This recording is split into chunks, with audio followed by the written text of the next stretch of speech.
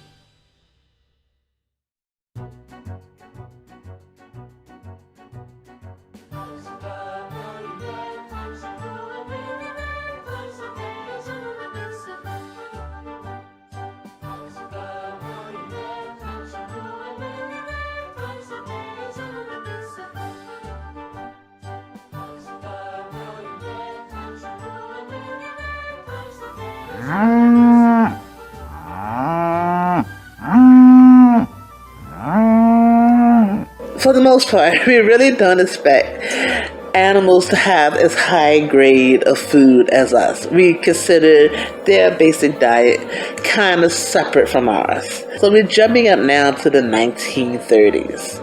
And we're talking about a snack that most people are probably familiar with, and that's cheese puffs.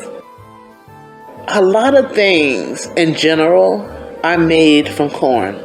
We have cereal made from corn, we have popped corn, we have freeze-dried corn, we have a lot of things that have been mass marketed for especially shelf-stable foods that started out from a corn kernel. And so this was no different. So now we're looking now at an animal feed factory where they're producing feed for animals that are made from puffed corn. So one day, one of the employees, curious, I guess he figured it was a safe enough establishment to go ahead, or maybe he just wasn't that bothered, but apparently the processing of the corn in the factory did it deter him from wanting to have a little bite, have a little taste. But one day he, I guess, wanted to see something else. He had that adventurous notion, or what if I add this to it? And so that's what he did. He took some of the puffed corn pellet feed home with him, and he added seasoning to it. And it was something that he enjoyed. And thus it was something like we do for most things that we like, especially our food. Even today, most people will stand there and make a whole video and take a whole picture album of their food and tell everybody about how great a restaurant or the food was there. And so we're talking same species, no different from now to the 1930s. So he ended up having a hit on his hand, and thus was invented.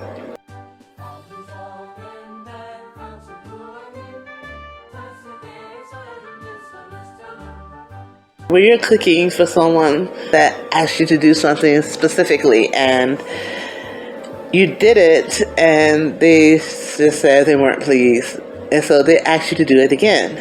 This can happen especially in a commercial kitchen. Chefs can have a really tough time of it on most days, if not every day in the kitchen. But it just goes with the territory. But even with it going with the territory, even with something being expected, almost so on a traditional basis, you don't like this tradition, like we've discussed, that you don't like everything that ends up being a tradition or a habitual thing that happens. But not being able to please everyone in the kitchen, irregardless of you putting your best foot forward, your best food forward, irregardless of everyone else except for this one person in the dining room, saying they love it. But this one person said, "Nah, you could have did something more." We have an example of a man named George Crumb. He had a guest in the restaurant, and he kept complaining that the fries weren't crispy enough. Again and again, they just weren't crispy enough. So he just got to the point, he said, between frustration and figuring, well, the only way I could do this, I just make them as thin as possible.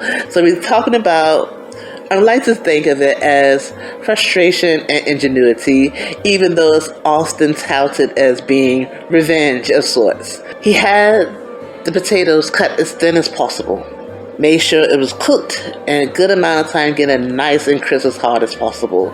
So it could be no possible way that they could say it was not crispy enough this time.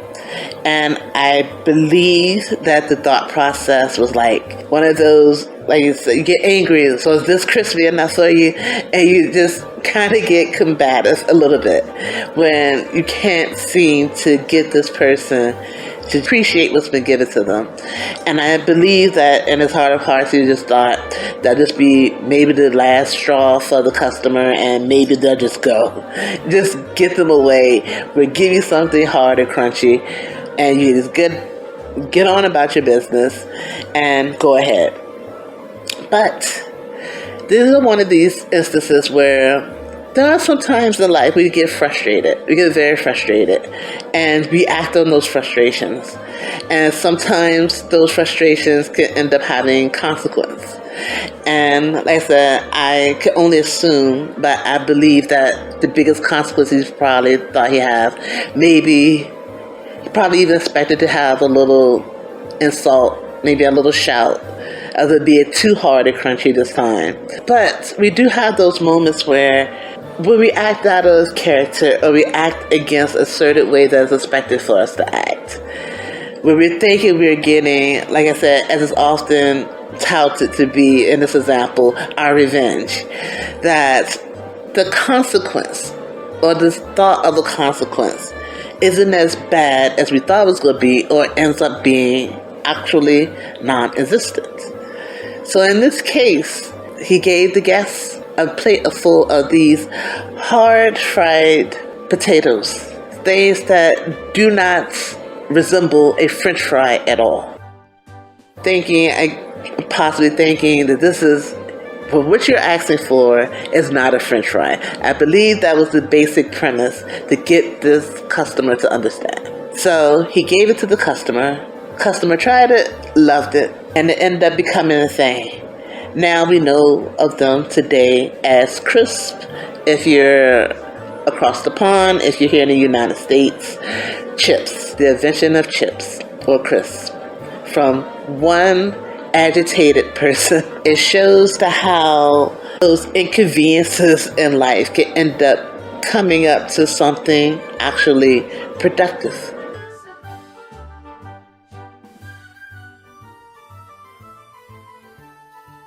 So we just talked about George Crumb.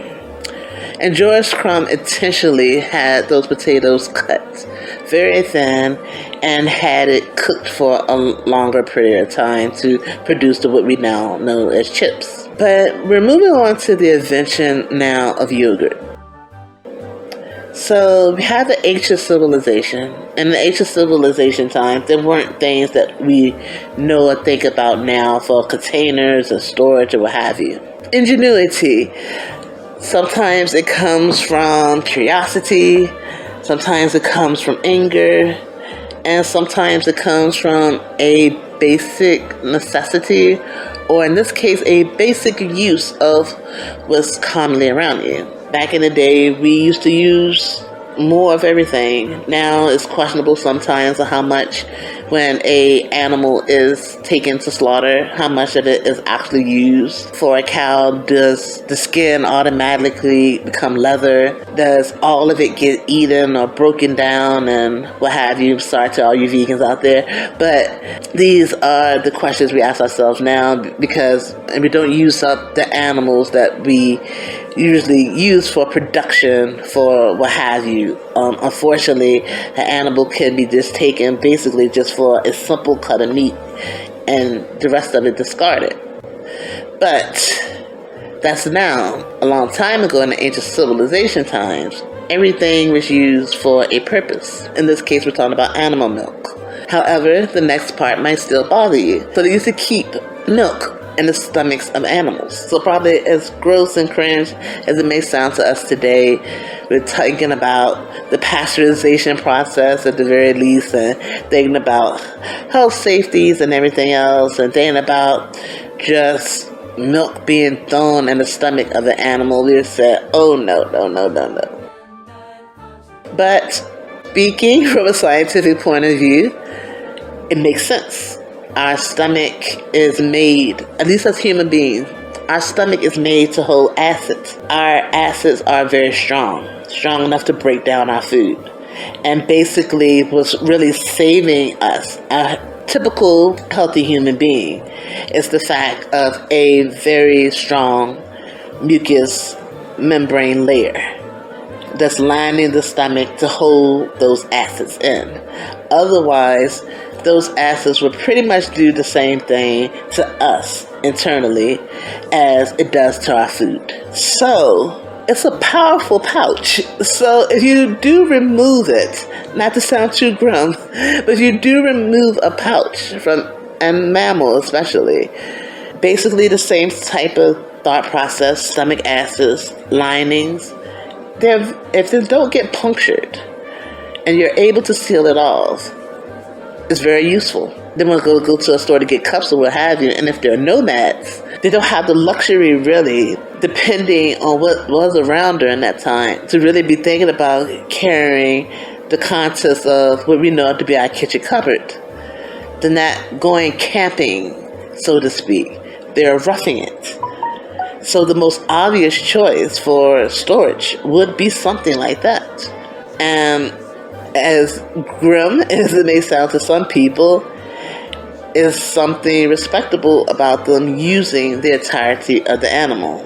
It was best that I think that they got utilized to its fullest, so as it not to be a completely wasted venture or loss. But what happens is, when they did this, of course, bacteria is the oldest living form of life on this planet. Bacteria was here before we were ever thought of. So, of course, there's bacteria in the stomach. And what the bacteria in the stomach did was fermented the milk. It starts to go through a process. Things start to change. Bacteria starts to grow irregardless sometimes of being in the refrigeration process. That's why they give you expiration dates. And keep in mind that for anything, refrigeration and freezing doesn't necessarily kill off bacteria. It basically just stops the process or slows down the process of it growing. So that's what happened in this case. So the milk fermented. And when it fermented, it got thick and it turned to yogurt. Yogurt is one of those things that very, very long ago had been accidentally discovered in the stomach of an animal. And what amazes me is that, again, that sense of need for sustenance and that sense of wonder still about discovering the world around you that led so many more of our ancient civilizations to say, wonder what this tastes like. And they taste it, and not only did they taste it, they kept doing it apparently. And then as time progressed, we found a way to do it where we can add the bacteria and a more industrious nature to make sure that even to this day, we're going from ancient nomadic tribes to what we call a civilized nation now, and we still partake in yogurt quite heavily.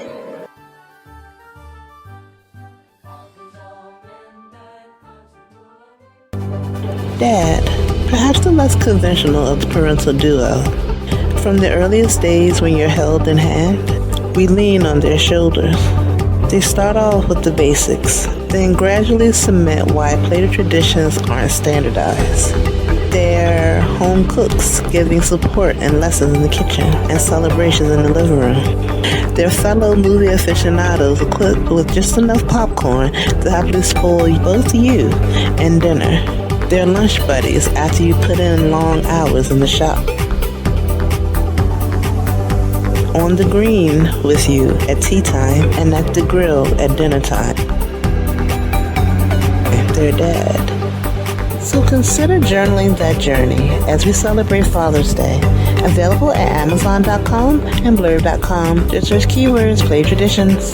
Happy Father's Day from the Play Traditions Recipe Journal. Thank you again for joining us for another week. We hope to see you again next time. Bye-bye.